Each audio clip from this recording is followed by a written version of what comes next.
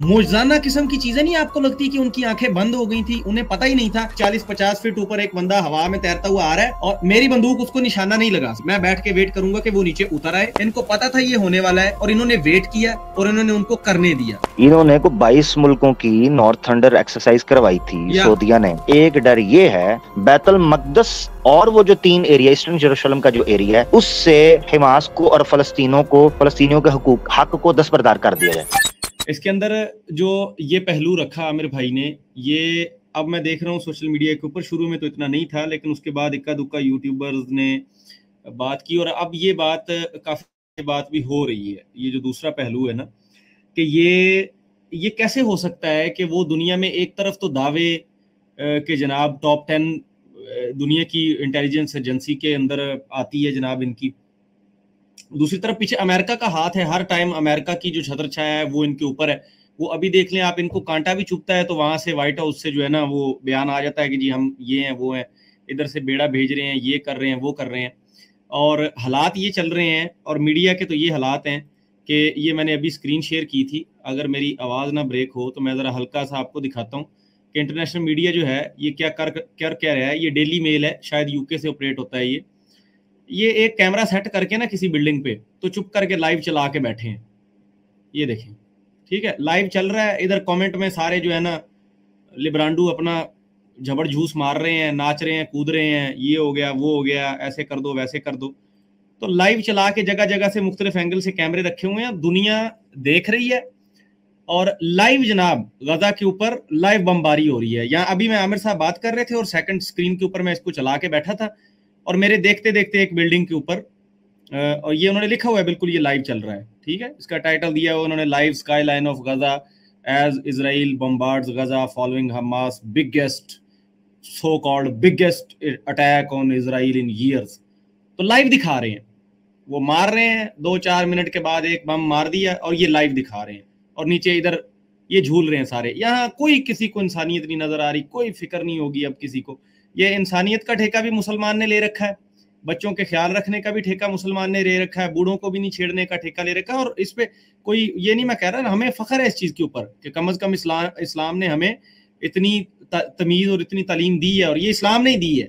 मुझे दिखाएं और किसी जगह पे जहां इतनी तमीज। इन बगैरतों को जब मौका मिलता है तो ये जूते लेके मस्जिदों के अंदर शामिल होते हैं और लोगों की माओ बहन बेटियों को उनके पीठ के पीछे हाथ रख के और ऊपर उनके जिस्मों के ऊपर चढ़ के ये बैठते हैं, ये बगैरत। ठीक है, अब जो इसके इस तरह की चीजों के ऊपर बात नहीं ना कर रहे, सबकी मजबूरियां होती हैं भाई, सबकी मीडिया की मजबूरियां रहती हैं, ऊपर वालों को मुंह दिखाना होता है। कैसे बात करेंगे इस तरह की जब ईद वाले दिन, जब रमजान की मुबारक रातों को और उन आखिरी अशरों में जब हमें ये वीडियोस देखनी पड़ती हैं कि हमारी माओ बहनों बेटियों को गिरा के तो कोई यहूदी जो है वो उसके जिस्म के ऊपर चढ़ के बैठा है, उसके हाथ पीछे रख के और उसको मार भी रहा है। और ये तरीका कार है दुनिया के अंदर, पूरी दुनिया के अंदर ये सलीका है किसी को अरेस्ट करने का, ये तरीका कार है। और वो भी ऐसी जगह पे जहां पे इंटरनेशनल कम्युनिटी के अंदर कुछ चीजें एग्रीड अपॉन है। जब और ये बात हो रही थी, उनको तो हक, ये तो एक मुसल्लमा हकीकत है कि उनको अपने डिफेंस का हक है।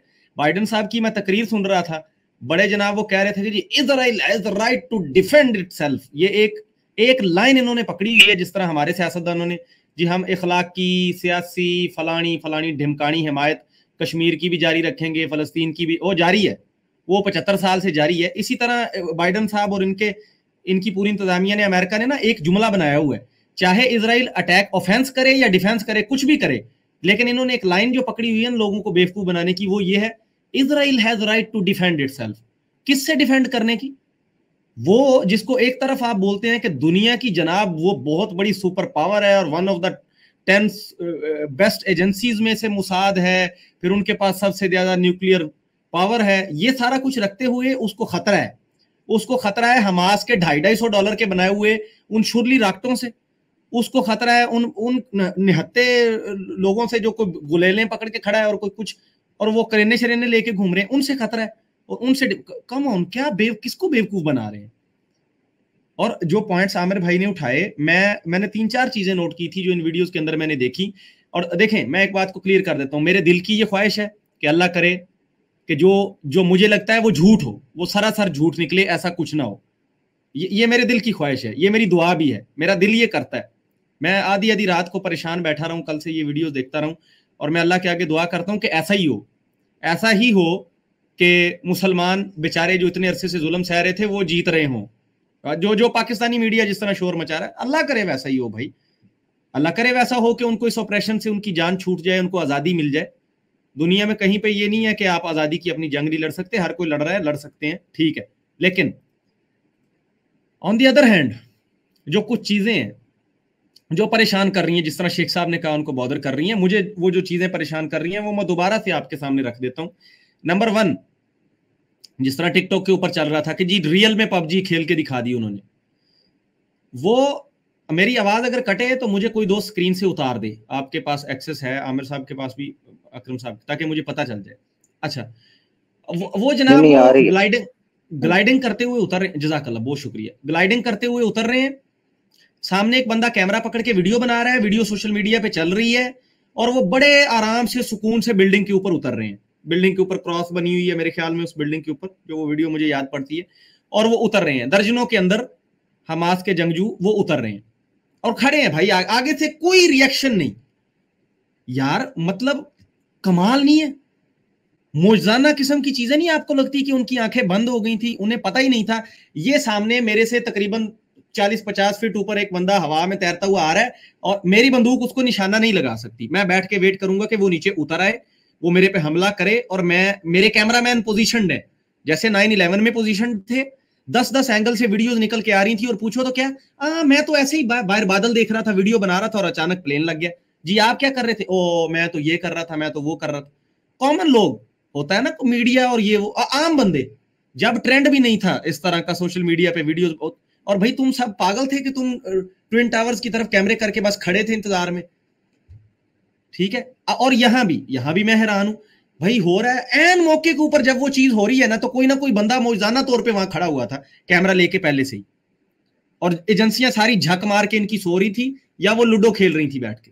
नंबर 2, जो क्रेन का जिक्र आमिर भाई ने किया, वो अचानक से उस बॉर्डर के पास प्रकट तो नहीं हो गई थी कहीं से कि वो अचानक से जो है ना वहां पे इमर्ज हो गई है, कहीं से निकल आई है और वो चढ़ गई उसके ऊपर, और ये सारे आगे सोए हुए थे, इनको कोई पता नहीं था।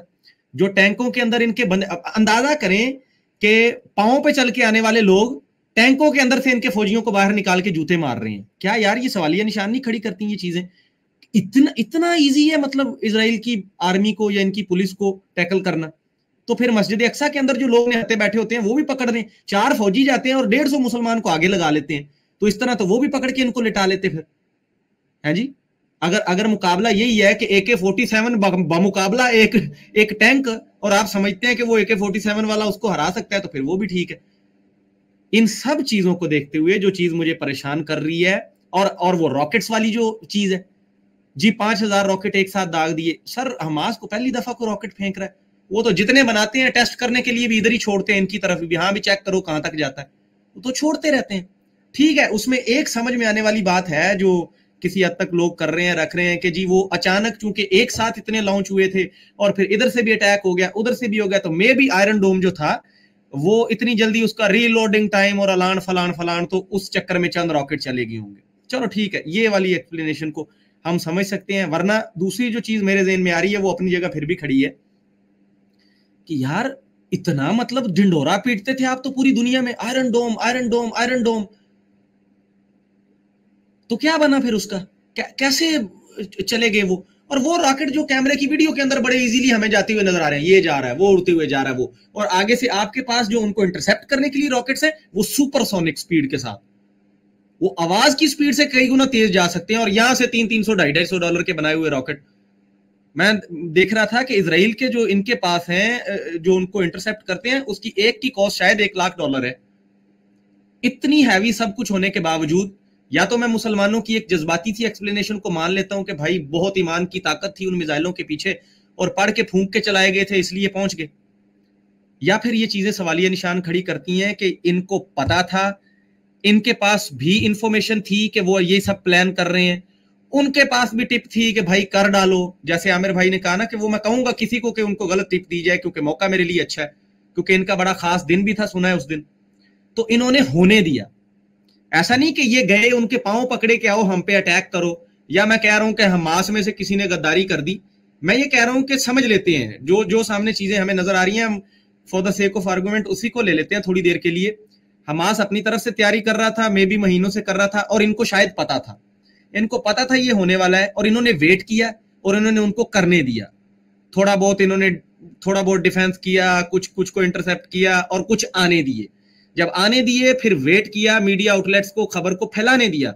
ओ जनाब, आधा इजराइल फतह हो गया। और मैं देख रहा था, ये कमाल है इस मीडिया का, आधा इजराइल फतह हो गया। कमाल है यार, कहां से कैसे फतह हो गया? तो खबरों को फैलने दिया गया। फिर इधर से आके इन्होंने तकरीर की, जी 12 घंटे में हम ये कर देंगे, वो कर देंगे, सफाई हस्ती से मिटा देंगे, मट्टी का ढेर बना देंगे। साथ ही बाइडन साहब भी अपना झोला झाड़ के खड़े हो गए, Israel has right to defence. और राइट टू डिफेंस के नाम के ऊपर इन्होंने फिर जो तहस नहस की है, कल रात से जो बम्बार्डमेंट कर रहे हैं अस्पतालों के ऊपर, और कुछ नहीं देख रहे, सब इंसानियत की जो है ना उसको तह तेग करके रख दिया इन्होंने, वो सब कुछ हो रहा है। गुफ्तगू को खत्म करता हूं। ऐसे में अल्लाह करे, अल्लाह करे, अल्लाह करे, 3 दफा कहता हूं कि मेरा अंदाजा गलत हो, लेकिन मुझे लग रहा है कि ये होने दे रहे हैं खुद ब खुद, और इनकी बहुत बड़ी प्लानिंग है इसके पीछे। बहुत, और दलाइल मेरे वही हैं जो आमिर साहब ने रख दी हैं, इनकी यूएई के साथ, इनकी सऊदीया के साथ, इनकी अरब कंट्रीज के साथ चलती हुई हालिया सारी डील्स, इनकी चार्टर्स फ्लाइट्स, इनके जो दौरे हो रहे हैं, और यूएन के अंदर खड़े होके नेतन्याहू जो वो मार्कर, इसका जो वो पुराना तरीकाकार है, कार्ड ले आता है अपना, उसको सामने रख के और जो मार्कर से निशान खींच के लकीरें दिखाता है, उसमें ये कह रहा था कि जी बहुत जल्द बड़ी खुशखबरी आने वाली है, और जनाब ये एशिया के अंदर और मिडिल ईस्ट के अंदर बड़ा जनाब हरा भरा और बड़ा सुकून माहौल, और ये हो जाएगा और वो हो जाएगा। ये सब एक तरफ ये प्लानिंग्स भी चल रही थी सऊदीया का, जैसे आमिर भाई ने कहा। तो इस सबको ज़हन में रखते हुए मेरा दिल ये डरता है कि शायद ये चाहते थे कि ये हो, और वो हो गया है, और वो उसमें कामयाब हो गए हैं, और अब ये करेंगे ड्रामेबाजी। अब ये वेट करेंगे कि थोड़ा और कहीं से रिएक्शन, जैसे लेबनान की तरफ से आया और इधर उधर हिजबुल्लाह की तरफ से, ये सब हो रहा है, और फिर ये यकदम चढ़ाई करेंगे, और इसके अंदर ये अपने नापाक अज़ाइम, ये अपने गंदे इरादे पूरे करेंगे। उसमें मे भी हो सकता है अल अक्सा के ऊपर कोई इधर उधर करके कोई गिरा दिया जाए कोई चीज, और बोला किसी के भी खाते में डाल दें, जी वो फलाने ने छोड़ा था उधर से रॉकेट, और वो जनाब ये करते कराते इधर गिर गया, या वो जनाब पता ही नहीं चला ये हुआ वो हुआ, या फिर इनका कोई और हो प्लान इनका कि बाकी जो बची कुची लैंड है उनके पास थोड़ी सी, उस पर भी चढ़ाई करो और उसको भी कब्जा करो और खत्म करो खल्ली वल्ली। वैसे भी OIC और मुसलमान OIC करके सारे के सारे सोए पड़े हैं जनाब, अपने इक्का दुक्का को छोड़ के। सब बयानबाजी पे सबका जोर है, और माजरत के साथ हमारे वालों का भी बयानबाजी पे जोर है। वो साहब कल फरमा रहे थे, जी हम ये मेरा बड़ा दिल दुख रहा है, ट्विटर के ऊपर आए हैं, एक ट्वीट किया है, मेरा बड़ा दिल दुख रहा है, ये बड़ा, ओ यार ये वाले काम हम पे छोड़ दो, ये दिल दुखने वाला मैं कर लेता हूं ना, हम गरीबों पे छोड़ दो। आपके पास तो हमने सुना था वो मिसाइल थे जनाब जो 2 मिनट में वहां पहुंच जाते थे और 7 मिनट में पता नहीं क्या क्या फेर देते थे, और हम सब से क्या सुन रहे हैं मुसलमान ममालिक से, बड़ा दिल दुखा है जी, बड़ा अफसोस है, ये नहीं होना चाहिए, इंसानियत का ख्याल करें, बच्चों का फलाने का ख्याल कर। भाई यार ये सारी बातें हमारे लिए छोड़ दो, हम गरीब लोग बैठे हैं ना ये सब करने के लिए, मजबूरी वाली बातें आप तो ना करें, खुदा का खौफ करें। अल्लाह को जान देनी है, अल्लाह को बताना है कि मुसलमानों से सारे टैक्स इसी नाम पे वसूल किए थे कि हम फलस्तीन को बचाएंगे, ये करेंगे, यहाँ लड़ेंगे, वहां लड़ेंगे। अब टाइम आया है अगर, तो बस बयानबाजी पे फोकस है सबका। नहीं वो सॉरी मैं बात काट रहा हूँ। इन्होंने को 22 मुल्कों की नॉर्थ थंडर एक्सरसाइज करवाई थी सऊदीया ने। द बिगेस्ट बजट है सऊदीया का, मिलिट्री बजट जो है बिगेस्ट सऊदी अरेबिया का, वो किस दिन के लिए है? वो क्या अबरहा के हाथियों से लड़ना है? किससे लड़ना है? 22 मुल्कों को इन्वॉल्व किया था, इंक्लूडिंग पाकिस्तान। ठीक है, पाकिस्तान को इन्वॉल्व किया। जनरल रहीज शरीफ ने वो पूरी एक्सरसाइज जो है इसको लीड किया था, यहां से NOC लेकर पाकिस्तान से। वो नॉर्थ थंडर एक्सरसाइज किस लिए करवाई थी? ईरान को आंखें दिखाने के लिए? किनको? वह मुसलमानों को सपोर्ट करने के लिए। उसका जब दिल चाहता है वो नेटो को इन्वॉल्व कर लेते हैं, जब दिल चाहता है गर्दन पे अंगूठा दबाते हैं, सारा का सारा नेटो इन्वॉल्व हो जाता है। जिनका लेना देना भी कोई ना हो, लेना देना भी कुछ ना हो, वो भी इन्वॉल्व हो जाते हैं। तो मकसद कहने का ये है, इनको चाहिए था कि अब जो मुझे चीज समझ आ रही है, जो आपने रखा है ना, एक डर ये है कि या तो एक्सपेंशन का एक बहाना है, एक्सपैंड किया जाए। दूसरी रीजन ये समझ आती है कि 1967 की जो 6 डे अरब इसराइल वॉर थी, जो इनके लिए दिक्कत बनी हुई है, उसको किसी तरीके से इग्नोर करवाया जाए। इग्नोर इन अ सेंस कि हमास ने देखें ये गलती कर दी और अब टेबल टॉक होगी, जो कि बैकडोर कतर में पता चला कि टेबल टॉक चल रही है, ठीक है। और जनाब हमास और इसराइल की टेबल टॉक हुई है और जाकर ये चीज पता चली है कि जी 1967 का जो इशू है ना ईस्टर्न यरूशलेम का, उस सिटी से हम दस्तबरदार होते हैं, हमें सिर्फ जो है ना इतना इतना एरिया दे दें। यानी बैतुल मकदस और वो जो 3 एरिया ईस्टर्न यरूशलेम का जो एरिया है, उससे हमास को और फलस्तीनियों के हक को दस्तबरदार कर दिया जाए, खुद कर दें। ये सिंपल, ये भी एक चीज हो सकती है जिसको समझना चाहिए।